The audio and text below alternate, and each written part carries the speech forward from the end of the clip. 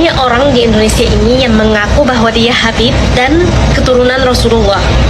Padahal di negara-negara Arab nggak ada yang seperti itu, nggak ada yang mengaku bahwa dia keturunan Rasulullah dan nggak ada yang mengaku bahwa dia Habib, karena nggak ada yang tahu bahwa dia keturunan Rasulullah atau enggak. Ya kita semua berharap bahwa kita dari umat Muhammad, keturunan Rasul, kita semua berharap itu, tapi kita nggak tahu hal seperti itu. Nah, jadi di Indonesia ini yang mengaku bahwa dia Habib dan mengaku bahwa dia keturunan Rasulullah dihormati banget, dicium tangannya, diminum bekas mulutnya, diminta doanya dan menjadikannya seperti wali. Gimana melakukan hal seperti itu? Dan kalau dia dikuburkan, kalau sudah meninggal dan dikuburkan, didatangi kuburannya, dihiasi kuburannya, ditaruh uang-uang di tempat kuburannya itu, diminta doanya seperti kalau dia wali beneran, dan apa semua itu? Apa semua itu? Coba kalian pikirkan. Bang Maman ini maksiatnya luar biasa, ibadah kocar kacir, tapi cinta banget sama Habib Salim Jindan. Sampai-sampai beliau itu kalau dia jualan ubi rebus, kacang rebus tengah malam tuh pakai gerobak, jualan dia, mangkal, jualan makanan-makanan. Tuh kadang-kadang Habib Salim Jindan hampir setiap malam ngegodain dia, datang, "Man, lo dagang?" "Iya, Beb." "Bungkus semuanya, Man, bawa ke rumah." "Iya, Beb."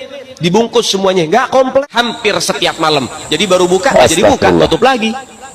Orang habis diborong sama Habib Salim, diminta. Itu hampir setiap malam. Hingga akhirnya apa yang terjadi? Gak lama Maman meninggal. Habib Salim Jindan dikabarin sama muridnya, "Beb, Maman meninggal." "Innalillahi." "Sianto, orang baik," kata Habib Salim. "Sekarang lagi diapain jenazahnya?" "Lagi pengen dibungkus, Beb." "Ya udah, nanti kalau pengen dibungkus mukanya jangan ditutup dulu, tungguin gue datang." Kenapa? Ini bahasa Betawi nih. Datang Habib Salim Jindan, ngelihat tuh jenazah tuh, pengen dibungkus, pengen ditutup kain kafannya. Beliau ambil kertas kecil, kertas kotak kecil, beliau tulis, ada yang ditulis sama beliau, ditaruh di bawah kepalanya si jenazah. Deh, tutup. Sebelum ditutup, habis beliau tulis, ditaruh tuh kertas, beliau bilang, "Man, gue tahu lo ibadahnya berantakan, tapi lo cinta sama dzurriyyat Nabi Muhammad, ikhlas dari dalam hati. Nanti kalau malaikat munkar nakir datang nanya pertanyaan kubur, jangan lo jawab, Man, lo kasih surat dari gue, lo masuk surga tanpa hisab." Si Abah tadi mengatakan, tolong kepada muridnya, ambil itu tongkat daripada Prabu Siliwangi di Gunung Gede. Kemudian itu tongkat diambil, serahkan kepada Syekh ini sebagai cucu daripada Sayyidina Ali, dan kita semua harus ngaji kepada keluarga Sayyidina Ali kalau kita mau mendapatkan ilmu yang benar-benar daripada Kanjeng Rasul sallallahu alaihi wasallam. Beliau mengatakan, "Ya Habib, saya izinkan Habib masuk ke semua penjuru Jawa Barat, masuk ke Banten, masuk ke Kidul, masuk ke Pamengpeuk Garut, masuk ke Tasik, masuk ke Cirebon, seluruh daripada tanah Pasundan ini, karena Habib keluarga Nabi, karena Habib yang miliki ini tanah." Itu bajunya Habib Rahman Segaf kalau dibuka, ditaruh centelan, bajunya itu, dari bajunya itu keluar suara dzikir Allah, Allah, Allah, Allah dari bajunya. Tasbih, beliau punya tasbih. Tasbihnya kalau ditaruh, tasbihnya itu jalan tak tak tak tak, dikira sama di si tasbih masih dipakai. Syekh Sultana itu adalah istrinya Al Habib Abdurrahman As-Segaf. Sebagian riwayat dikatakan cuman dinikahi tapi nggak dikumpuli. Cuman dinikahi tapi nggak dikumpuli. Kata Habib Abdurrahman As-Segaf, kalau nggak salah beliau mengatakan, "Anti zaujati fil jannah." Kau akan jadi istriku nanti di surga. Habib Abu Bakar bin Muhammad As-Segaf diperintahkan oleh Rasulullah untuk datang kepada Habib Saleh bin Muhsin Al-Hamid. Diperintahkan untuk datang ke Gresik. Habib Saleh bin Muhsin Al-Hamid ini diperintahkan oleh Habib Abu Bakar bin Muhammad As-Segaf untuk mandi di kamar mandi yang khusus. Kemudian setelah Habib Saleh ini mandi, beliau ini dipakai jubah, imamah dan sorban, di mana sorban itu Habib Abu Bakar mendapatkan dari Rasulullah SAW dalam keadaan yaqdatan, dalam keadaan terjaga, bukan dalam keadaan mimpi. Tahun 70 tahun digali sudah. Saya ini ketika digali kuburannya, beliau Al-Habib Musayyab duduk di kuburannya, duduk baca Quran, digali. Apa kata Habib yang ada di kuburannya? Tutup, cek mau ngomong. Kamu kalau ngomong cerita sama orang, Allah akan takdirkan kamu nggak panjang umur. Akhirnya didesak sama istrinya, cerita. Bukan gali kuburan. Ketika digali, nggak taunya Habib sedang duduk di kursi emas dengan membaca Al-Quran. Cerita, nggak sampai seminggu mati. Perjalanan itu anfal, Abu ya, nggak ada nafas sama sekali, sampai 10 menit atau 15 menit pada saat itu. Abu ya siuman. Ketika siuman itu kembali lagi tanya kepada Habib Ali sama Mukarramah, dengar sesuatu tadi ya? Nah, katanya Mukarramah, iya. Apa yang didengarnya? Zikir yang biasa kalian baca itu. Anda dengar gitu? Iya, tadi Rasulullah hadir katanya, sama Habibullah Haddad, sama Aulia banyak. Kemudian dia mau membawa aku ikut serta bersama mereka. Maka aku katakan, Waladi Zain belum datang sebagai penggantinya, kasih waktu aku dulu. Akhirnya apa? Diiyakan oleh Nabi SAW, sehingga beliau katakan kepada kami, itu 97 ya, 99 beliau meninggal. Abi ini hidup dengan umurnya orang, selalu beliau katakan begitu ya. Mungkin ada yang menghibahkan dan sebagainya. Pada saat Habib Saleh ini haji, istri Habib Saleh menerima tawaran untuk rumah Habib Saleh supaya dibangun. Habib Saleh begitu datang dari haji, dilihat rumah ini sudah berubah, persis ini tempat tidak berubah. Habib Saleh bangga melihat, Masya Allah.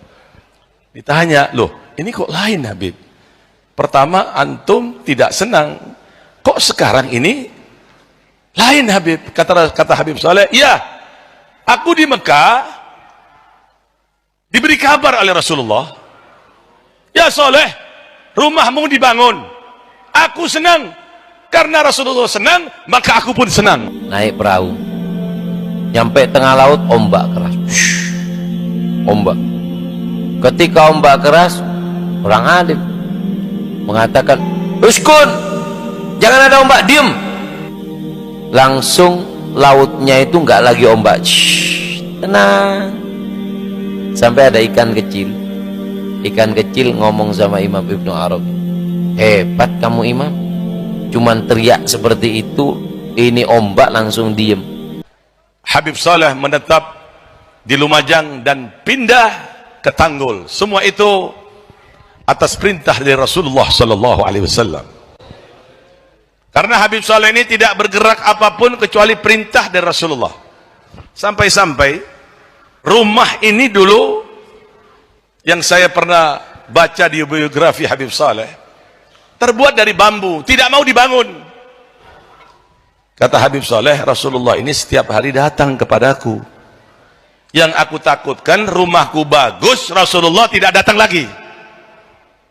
Ikan ini mengatakan bahwasanya kamu mengatakan lautan dari ilmu. Saya mau tanya, bagaimana hukumnya seorang lelaki kalau jalan, di tengah jalan di situ dia ini musikha itu dirubah dari satu bentuk ke bentuk yang lain. Ada orang jalan kepleset, mungkin ketepaan kena tongkat ajaib, yang satu jadi batu akik, yang satu jadi juko, jadi ikan. Yang anak mau tanya, ya, ente mau tanya apa? Najis enggak? Bukan. Anak mau tanya, hukumnya istrinya yang di rumah itu ya apa? Apa dia ini iddah atau ya apa? Hukumnya ya apa? Bingung Imam Ibnu Arabi. Gak ono nang kitab ini.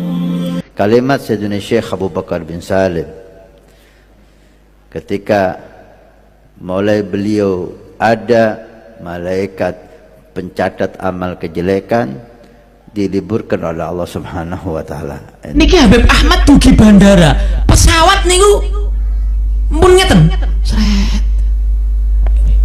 Ahmad As-Segaf ora wali, pesawate rak balik. Subhanallah Pak, saksi ini kathah Pak. pesawat niku mundur Pak, pesawatnya subhanallah mundur malih, pilotnya niku bingung, sedaya niku sing bagian radar, bagian teng pundi niku lah ora mboten paham, niku do bingung Pak. Abu Bakar itu waktu masuk Aden ditantang, kalau engkau benar orang soleh wali mau masuk sini, turunin hujan susu dulu. Abu Bakar itu terkenal di kota Aden, dia waktu mau masuk Aden doa, ya sama subbil laban walad Abdullah dakhal Aden, langit turunin hujan susu, anak Abdullah mau masuk Aden. Karamahnya itu hebatnya.